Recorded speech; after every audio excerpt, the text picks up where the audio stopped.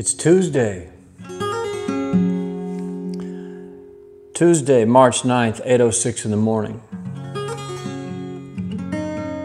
And the mood for today is calm.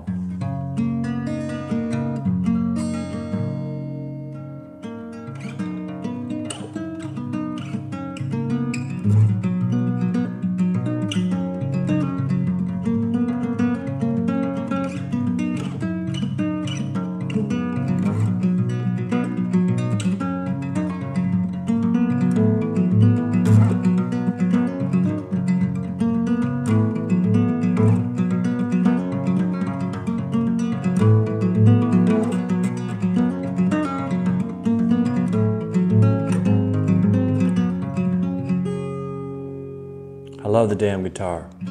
Good morning, guys. Thank you for tuning in. It's Tuesday morning, and it's official coffee cheers time. So coffee cheers, wherever you are in the world. Thank you for being here. My name is Malin. We're broadcasting live from the Hollywood Hills in Los Angeles, California. And for a boy who was born in a small town, Ada, Oklahoma, this is about as good as it gets.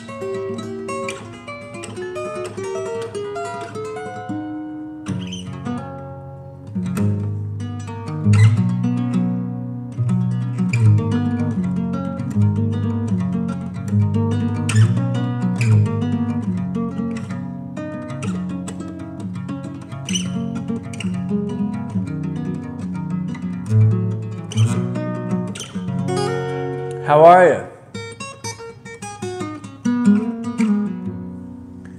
Who's with us?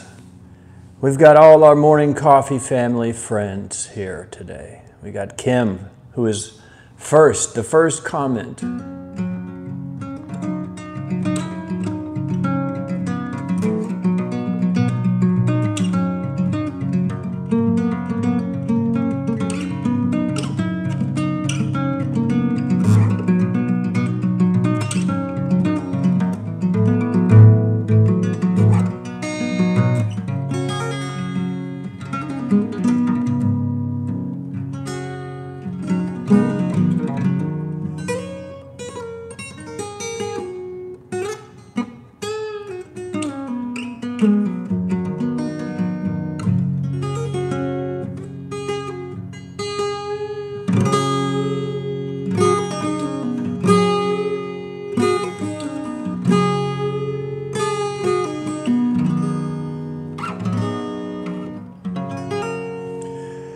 We got Kim with the first comment. We've got Bolo as always.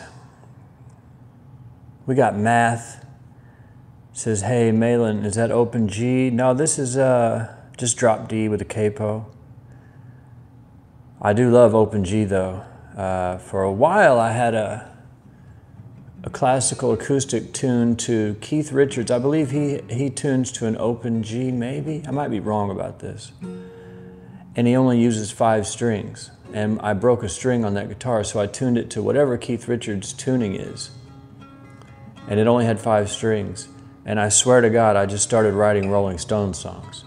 Like you can hear, it's so easy to write those songs, the way he has it tuned. Genius, whoever taught him that or wherever he found it. But no, this is just drop D, where you just tune the E string down to D.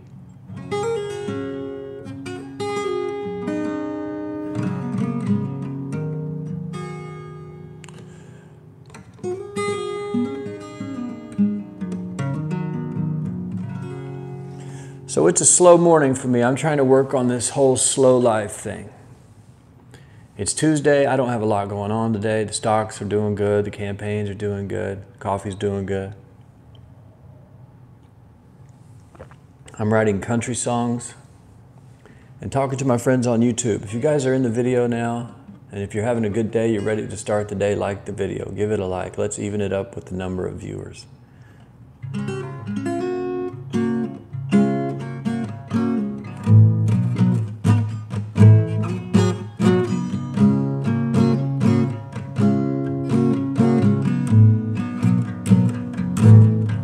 That sounds like the Stones a little bit.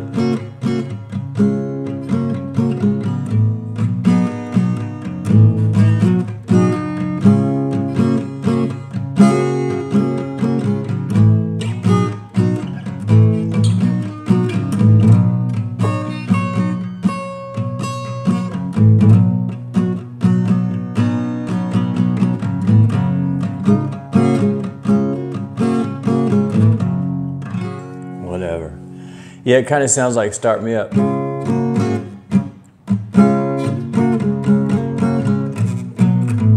It's the exact same chords.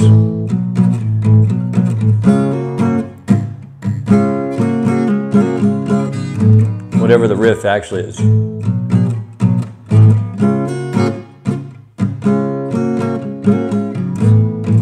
Yeah, it was the exact same chords.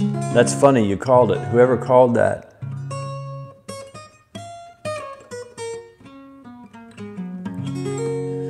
Coffee cheers to everyone.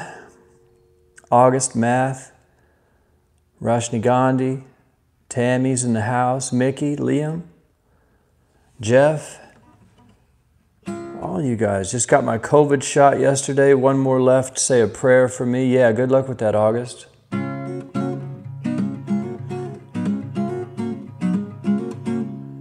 Billy Bell, do you have a favorite country artist? Yeah, I do. I would have to say Hank Williams.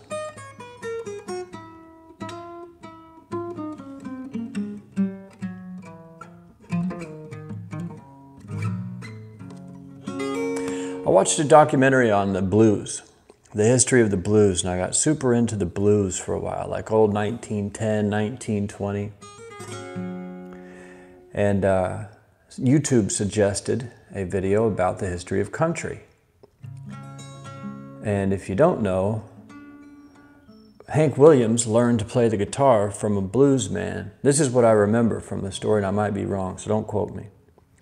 But Hank Williams was a young, poor white kid roaming the streets trying to find a way to make a buck, and he used to see this black musician playing the blues on his guitar on the street for tips, and he was really good, and he had a crowd, and he was making money. And Hank went up to him, and he asked him if he'd teach him how to play the guitar. And this guy said, yeah, for like $2, I'll give you a guitar lesson. And so Hank went out and he, sold newspapers or, found pennies, whatever he could do to find that money. And he went back and took a lesson from the guy, and he went back and took another lesson. And the guy said, you're actually pretty good. And so Hank Williams learned the blues from this guy, and then the way that he played the blues turned into country music. So the blues and country music are tied together.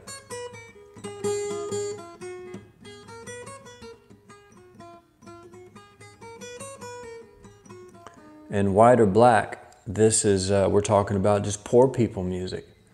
And there's really no division. I forget who said it, but one of the black blues greats said, country ain't nothing but the white man's blues. And it was really a fascinating thing to see, like, all music basically comes from the blues, right?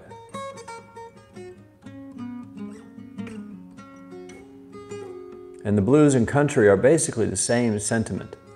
I'm having a hard time, here's what's going on, but I'm having a good time. The stories are all the same. My girl left me. The man's trying to take my house.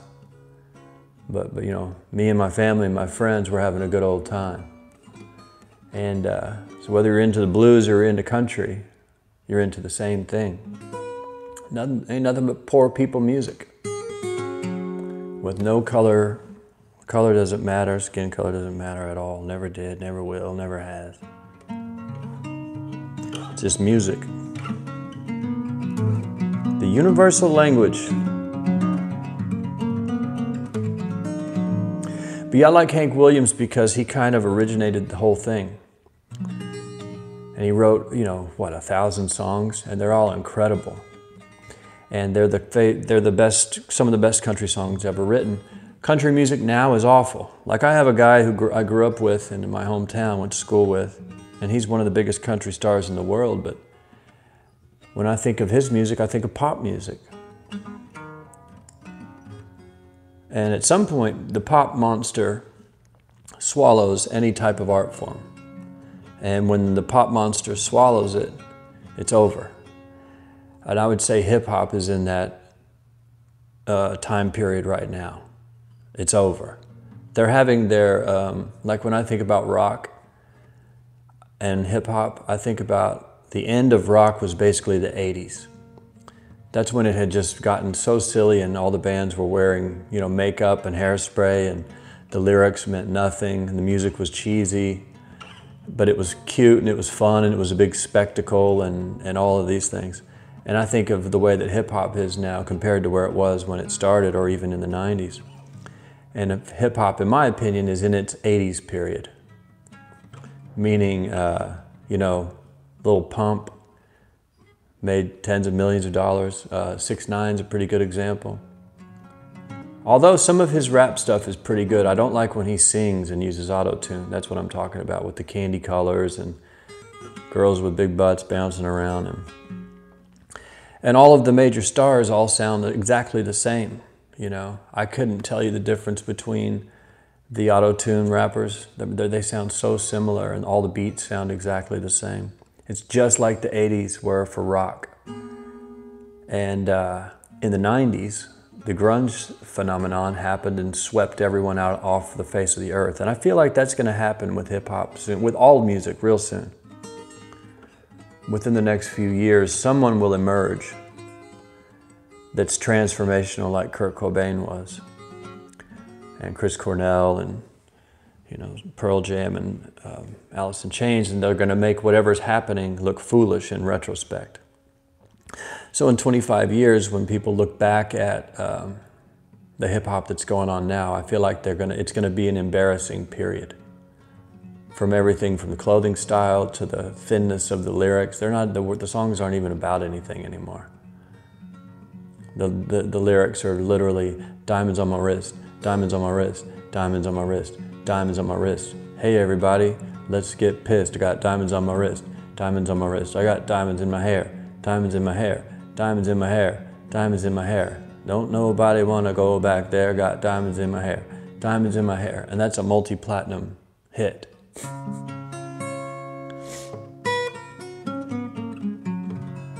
But what do I know? I'm just a lunatic wearing a cowboy hat.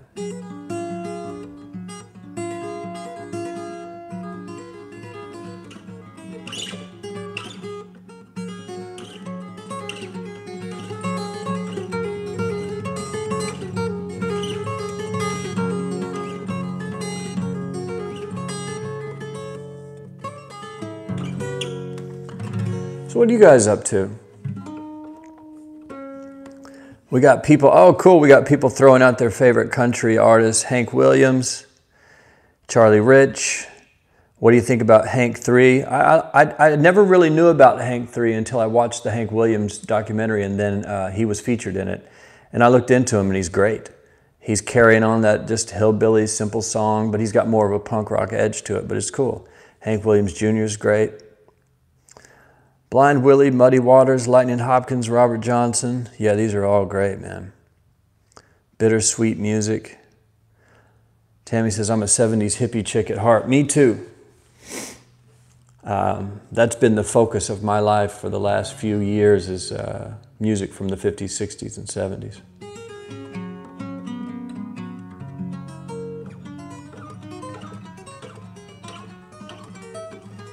And as it turns out, dear old Dad was right. He used to try to tell us when we were young, we'd be listening to, you know, Judas Priest and Quiet Riot, whatever, Motley Crue. And he would try to tell us, boys, you're listening to the wrong music. He goes, I know you think this is the new cool stuff, but you should be listening to Zeppelin and Skynyrd and who else? Pink Floyd, Dire Straits, the Beatles, the Stones. He would just harp on us. And we'd go, oh, Dad, you don't know anything, man. Quiet Riot's the real deal. And of course, you listen back now and you totally get what he's saying.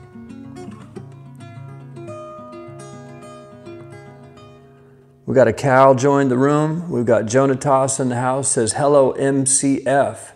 Hey, I like that. We have a new abbreviation.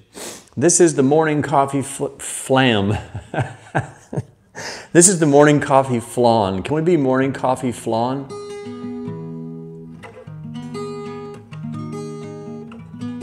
Welcome to the morning coffee flan, where we have dessert every day for breakfast.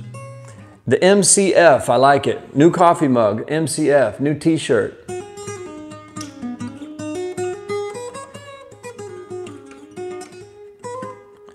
Coffee mugs are figured out.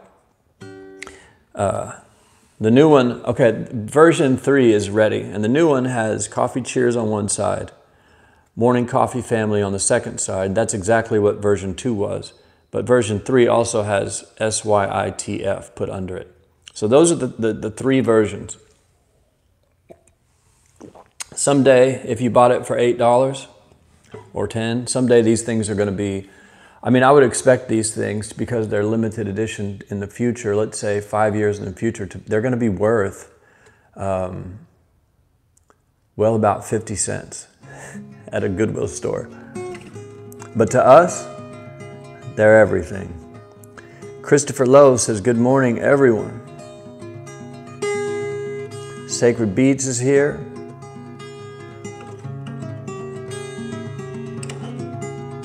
That's cool. That's what I call a happy accident. Sounds fancy, but it's very simple.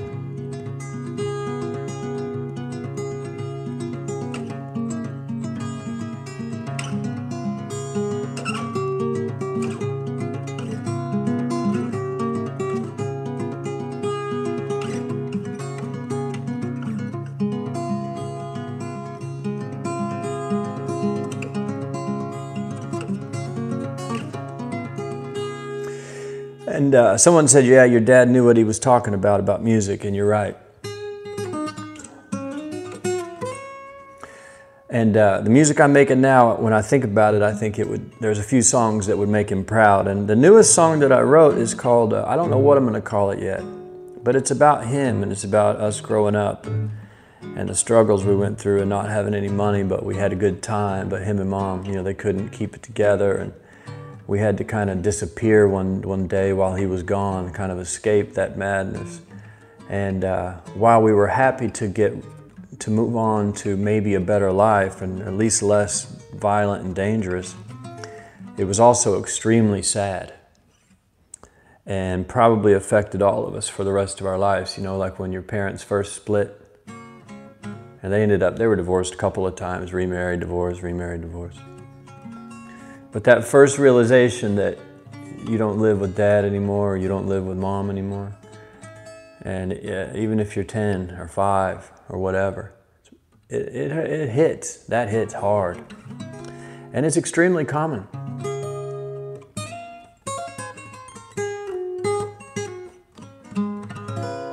In fact, I remember in high school, one of the most poignant moments that we had as a group of boys.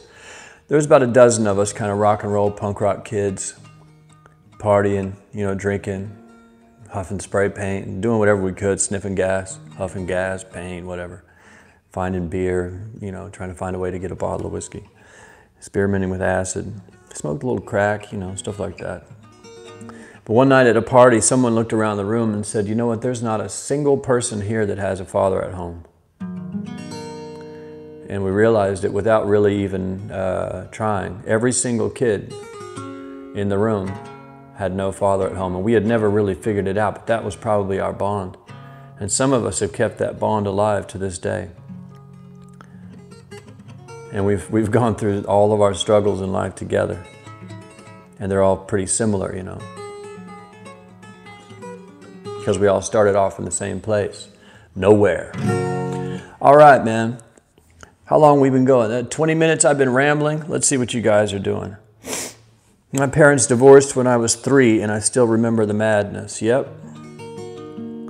Where can we get the mugs? Those are at my website, maylanderis.com/mug. We had half barrels of beer and bonfires, some acid, and always smoking weed. Yeah, you would have fit right in with me and my pals. It was fun back then, because life was, all there was to life was trying to figure out where the party was, trying to start a band. You know, you're learning how to play, making new friends. And there was no internet. So if you wanted to do something, you jumped in a car, if you had a car, or you walked. We would walk around town and just try to find parties by a number of cars parked at certain houses. Let's go walk up and knock on the door. Sometimes they let you in. Sometimes they threaten your life. Boy, sometimes I miss growing up in a small town. I miss those days. Android, what's up? Are you actually trading or just holding GME like an ape? I'm trading. I hold a few shares, but I'm trading almost every day. And it's profitable. I'm making in the 3 figures a day right now, and I'm playing very low risk because I don't want to push in huge money until I understand the game. I made that mistake in the beginning with GME. I think the first GME stock I bought was like $360 at the very top. And I didn't know what I was doing, and I kind of got stuck holding the bag after that first squeeze. But then on the second one, I was able to exit with a profit, and now I play a totally different game. Again, I don't know, I'm no expert. The best investment advice that I could give you is buy index funds on Vanguard and don't worry about day trading. Unless it's throwaway money. If you have money you don't need, risk that on day trading. Ahmed says, I'm launching my first AM campaign this week. Badass, man. Good luck with that.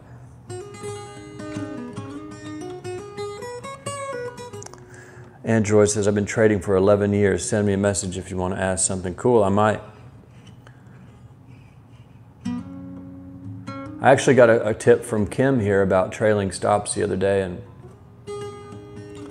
I was experimenting with them, and Kim said, what I do is I sell a large percentage of the trade for a profit, large percentage of the stocks for profit.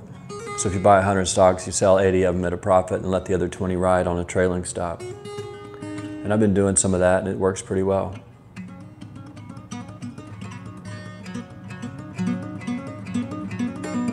It's exciting, man, and I'm up. Like, it's very strange. I was way in the hole after I got stuck with that GME stock after the big squeeze, and then I didn't sell and it dropped down very low.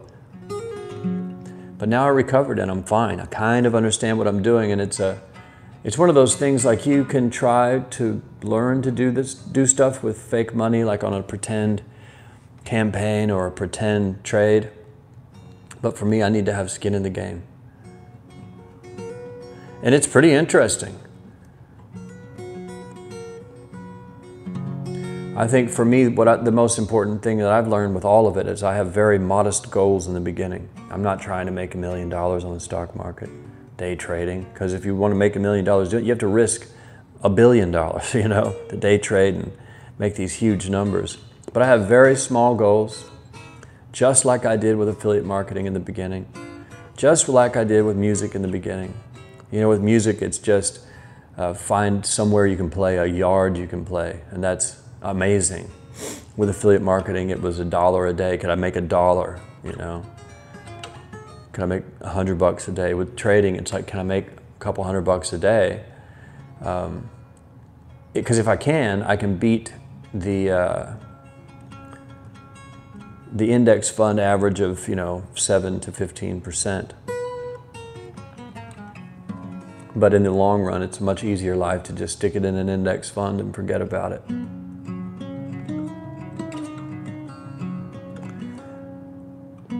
Ahmed says, I'm launching a campaign this week. I'm super scared and excited at the same time. And that's the best feeling in the world, man.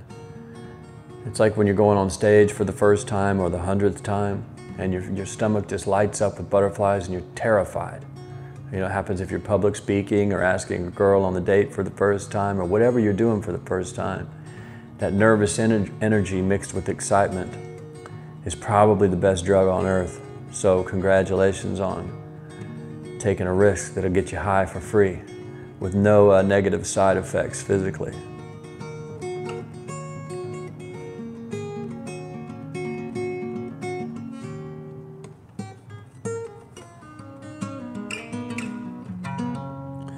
But yeah, that's what I'm up to.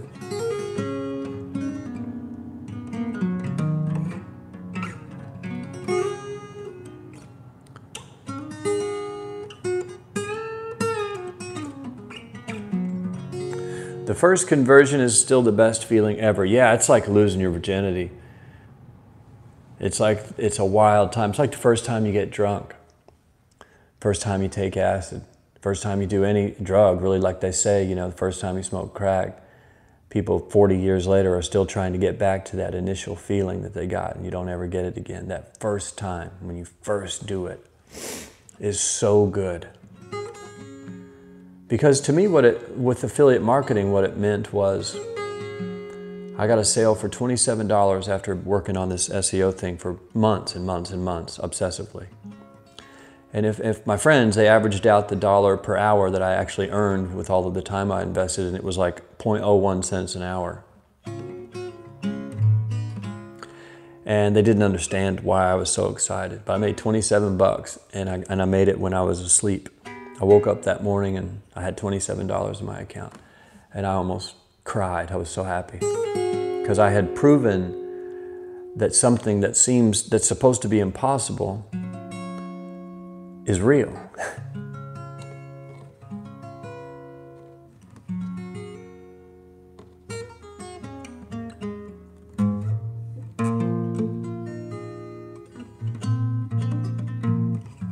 And that's the most fun thing on earth. When someone tells you something's impossible and you go, well, I don't know if it is or not, and you keep trying and you figure it out. And then what's funny is when the people that told you that you were an idiot and that this was impossible, once you crack the code, they come back around and they want you to teach them. Like, show me how to do that thing. It's like, what, that thing that you said was impossible and tried to discourage me from? Now you want me to show you how to do it. Okay. Have you ever made a website? I love that question. Website? No, I don't know how to make a website. Okay. When's the last time you made anything like related to a graphic design? Oh, I've never done that. I've never done it. Okay, so you don't have any interest in this field. You were discouraging me from doing it. And now that I've figured it out, you want me to teach you how to do it, but first I'll have to teach you how to become interested in the field. And that's impossible.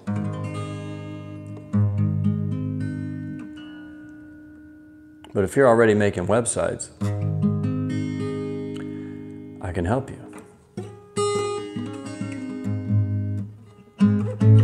Because that's simply an indicator that you're interested in it enough that you can make it through the learning curve, which seems impossible, like with anything else. It's impossible, then you understand it, and then it becomes second nature. But that ride can take months or years, or days, depending on who you are and where your level's at and how your brain works.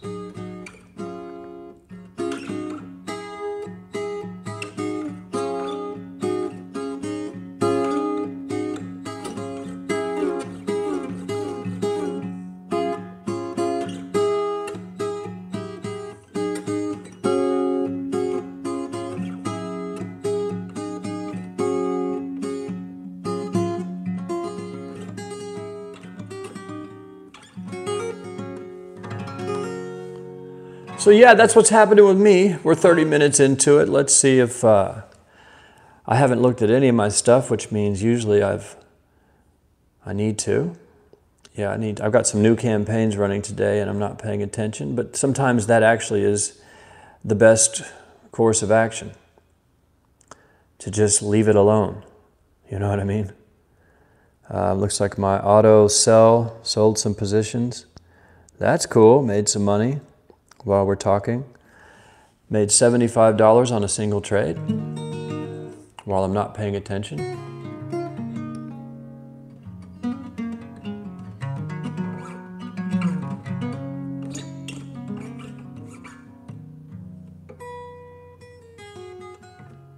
AMC and GME are out of control today. GME's at 236 and AMC's knocking on the door of 10.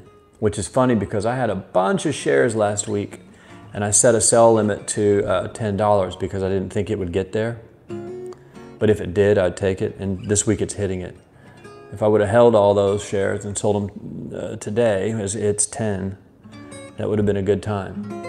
But luckily I was in for a lot and I had risked a lot. And Friday when the market closed, I had to hold them. I didn't want to hold that many shares. I was day trading. So I was very nervous over the weekend, and then yesterday morning, I woke up and the prices were up 40%. And so I woke up and sold almost everything and got out of it with a hefty profit. But not what it would have been at 10. But those are the things I try not to worry about. It's like with anything else. Regret can kill you, even if you're doing good.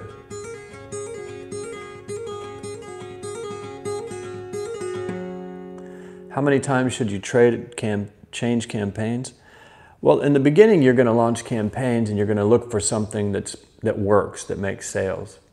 So you might have to launch 10 campaigns in a month to find one that works or 2 that work. But once you start to find things that work, you don't ever change. What I do is I'll launch, like, let's say, for example, 10 campaigns. When I find something that works, everything else goes off. Everything else is paused. Every other idea I had, every other test I was running, unless it's making money, I pause it, turn it off. And then I run that one campaign that works until the wheels fall off. And my goal is to not add any new campaigns until I have pushed the current one that's profitable to its maximum.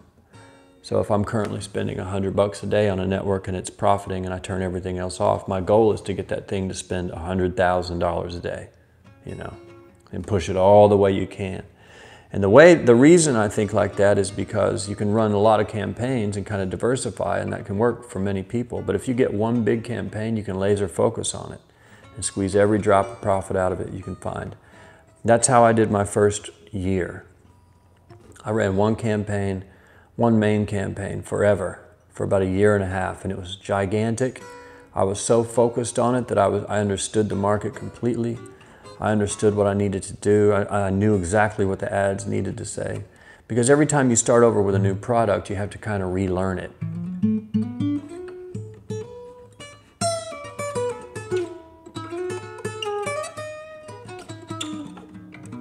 So don't worry about how many times you should change campaigns or try different things. Your main focus right now should be just to find one that makes $1 more than you spend.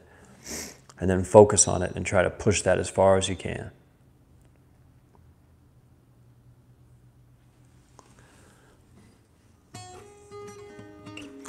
Wow, one campaign for over 1 year, that's great. Yeah, I had other campaigns.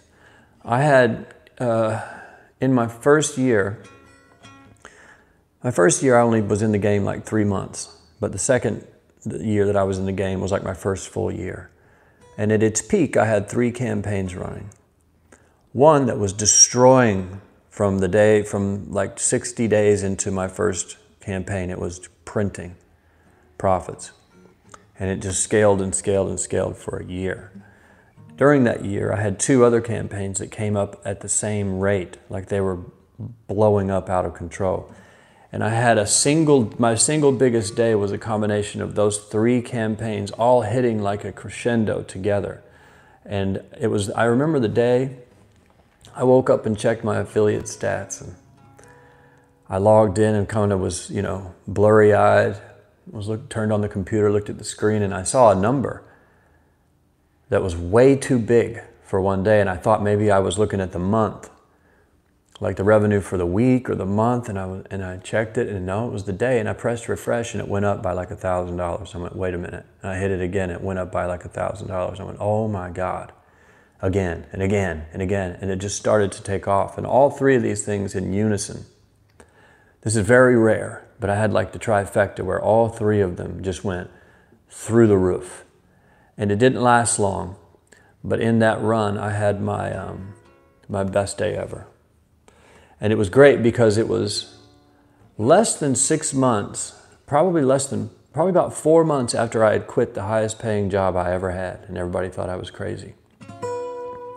But when I hit that day, I was already making more than I had at the previous job, but when I hit that one day, it was a number that made me laugh so hard.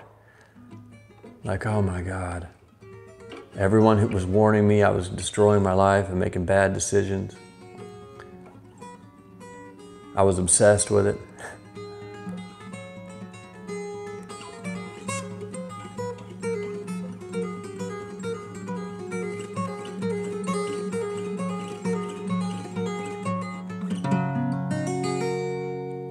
a good time. Life is fun, man, when you take chances and when they work.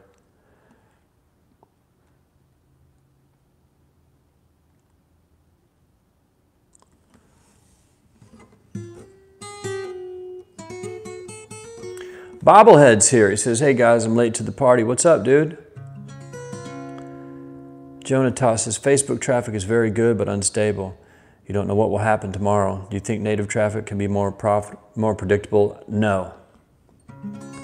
The only thing that's more predictable, it's exactly the same. Daily numbers are wildly different on any platform. The most stable platform I've ever been on was Google AdWords, and that was a long time ago. But what's more stable about native is you don't get any account bans. Like, that's the biggest thing. When you advertise on Facebook, they just randomly ban accounts all the time, and you have no recourse to get it back. You really can't talk to anybody. When you run on native, you have a rep with an email address and a phone number who, if your ads get denied, or if the campaign doesn't get, or if it gets rejected, you can email them and go, hey, can you tell me what's going on with this? And they'll go, oh yeah, in your headline you say you can do this. You have to say something like, you may be able to do this. You go, okay, well, here, that's changed. And they're like, okay, you're approved.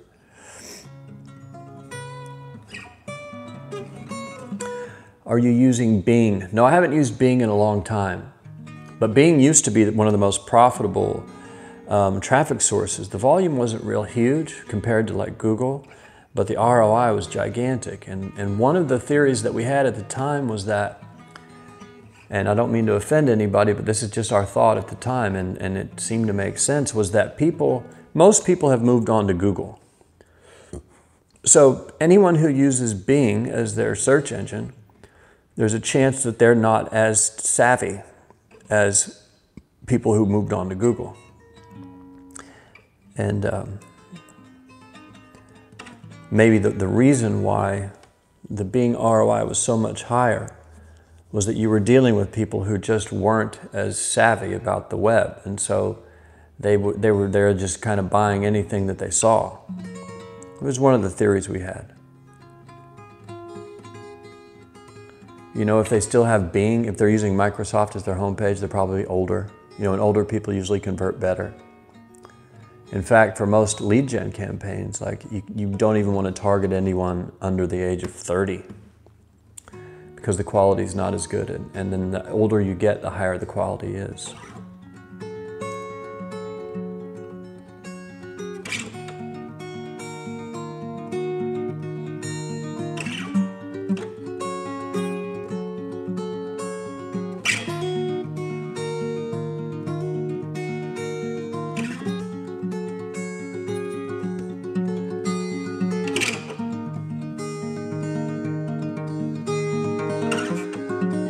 Oh, I'm sorry, I forgot you guys were here.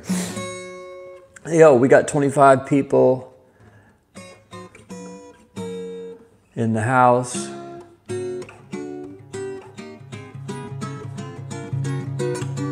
Play God Knows, God Only Knows by Brian Wilson. I don't even know how it goes. I love Brian Wilson though, man.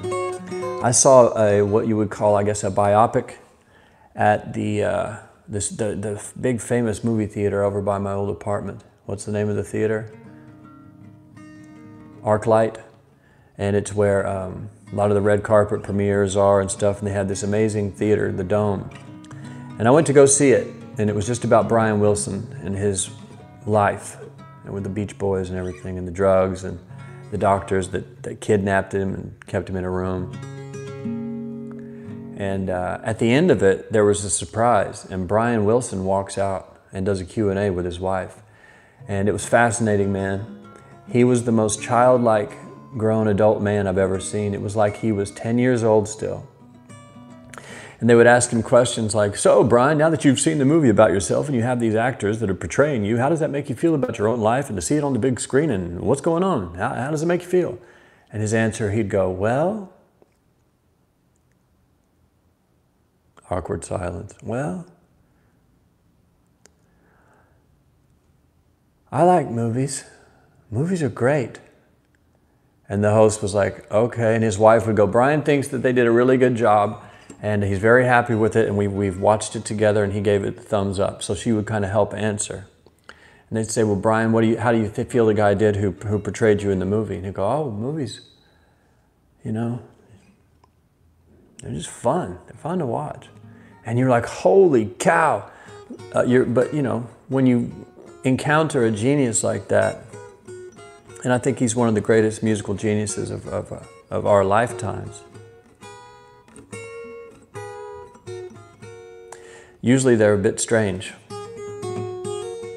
Someone who would be mocked by regular society, someone who would be picked on in school, someone who would be left out by the crowd. And maybe that's what pushes you to go inward and find that ultimate creative source inside of yourself, because there's not much there for you on the outside world. No girls talking to you. No one wants to be your friend. So what do? You dig into the guitar or the piano or paintings or writing. That's why one of those funny phenomenons with high school, if you wait a couple decades after high school, a lot of times the roles will reverse. So you take like the most good-looking, popular guy in school at the time, and you look at him, let's say 20 years after school, and you compare him to some geek that got pushed around and picked on and beat up, and the geek is making millions of dollars with like a technology business. And the super cool guy, you know, he's still hanging around that hometown telling the stories of when he was in high school and how cool he was. And now he works a dirty job, you know, maybe he's fixing stuff and cleaning up trash or whatever. He's gained weight, all his hair fell out, and he's telling people about how many chicks he used to get still. And the roles reverse. You know, the introverts are now doing really good stuff, and the big popular kids are all kind of, that was the best time of their life. I hated high school. High school was one of the worst times of my life. I just didn't fit in. I didn't like it. But for some folks, that was their best years, and they just miss them. Man, back in high school, I was the man. Once 50 Cent said something like that. He said, what happened to you, man, back in high school, you were the man. I forget the exact lyrics. Back in high school, you were the man.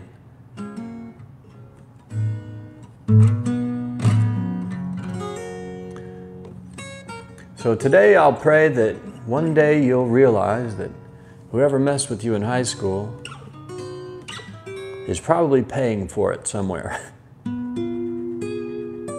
Maybe their wife is throwing a pot and a pan at them, and the electricity just got cut off. And you're having a good day.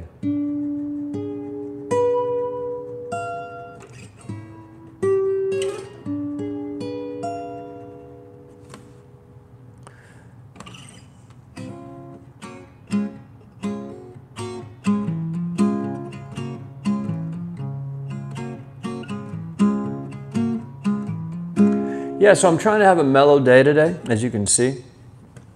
But I wanted to check in with you guys and, you know, just have a little conversation. I don't even remember what we talked about, but what I like about this is I kind of show up with an idea, like what I'm going to start off with, a guitar, and maybe like something that's in my head. And then you guys in the comments drive the conversation. And so we kind of have a nice little organic back and forth here for, you know, 30 minutes, an hour.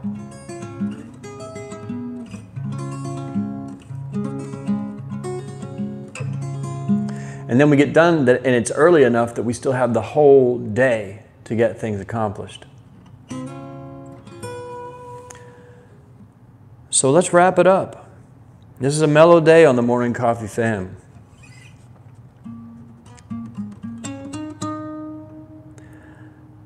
Bobblehead says that I hope she is that biatch used to bully me. Yeah, I got bullied a lot too. That's why if I had kids, I would teach them to fight. And I would tell them, if you get punched in the face or you get picked on, punch that person straight in the face or the balls, or kick them in the head, whatever you want. You gotta, if you get hit, hit back.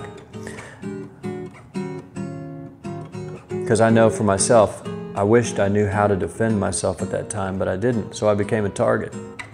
And it sounds bad. People go, you shouldn't teach your kids violence. Well, you should teach your kids some violence. It's a necessary skill sometimes. I mean, imagine with Brazilian Jiu-Jitsu and MMA as popular as it is now, kids are learning to choke people out at very early ages. And that's the definition of an anti-bully type of thing, because you can be half the size of the bully and you can win. You can take them out. I mean, you can incapacitate them, if that's a word. You can totally dominate them. And if you want to, you can choke them into unconsciousness. Not kill them, but just let them go at the end. And, you know, win the fight, maybe slap them around a little bit. And I think it's good to have that skill when needed. You know, you don't want to raise a kid that's going to learn to fight and then go out and pick on people. That's the opposite. But I know that I had friends who knew how to fight, and they stood up for me a bunch of times when big college bullies had me by the shirt and with their hands drawn back ready to punch me, and my friend would pop in and go, what's going on? And they'd go, whoa, nothing, no big deal, no big deal. You know, we're just messing around. And I'm like, we are not messing around. He was about to kill me. Please, you know, help me.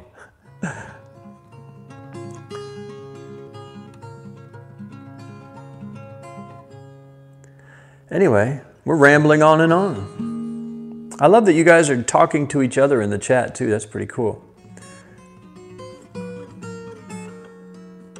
And we're just going to take it easy today. School is a very hostile place sometimes. Yep, it is.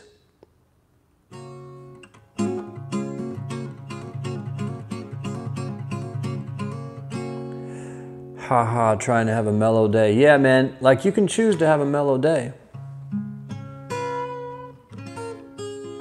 As I've said before, that's my goal this year, is like to just slow down, kind of enjoy the ride.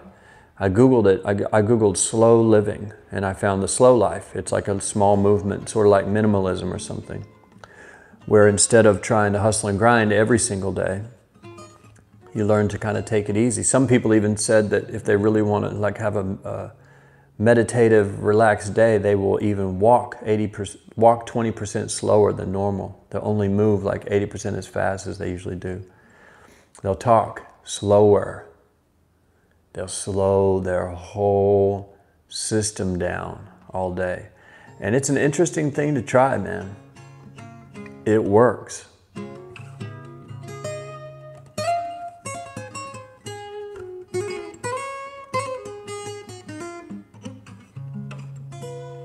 So that's it. Let's wrap up, guys. Great to see you.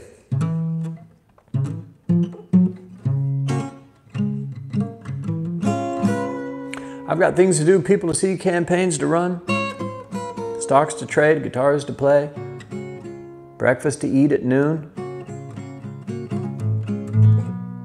have myself a pound of meat. Said AMC's on a crazy run, Math. Yeah, I need to log off here and check out what's going on, because I'm definitely missing opportunities to trade. Oh, it's over 10. It's at 10:30. Oh my God. GME's at 240. Holy Moses. It's on a run, man. Crazy. All right, yeah, I need to go see what's going on with these things. This is wild. But thank you guys for tuning in and talking. This is a mellow edition of the Morning Coffee Fam. That was like a drop of coffee left. And that's my last cup for the day. The squeeze is just around the corner, man. They've been saying that for months, but it looks like it's pushing. It looks like it's really pushing. So yeah, you guys have a great day. Thank you for tuning in. Thanks to everybody for your comments and your coffee cheers and your support of each other. And I love that you guys are talking to each other.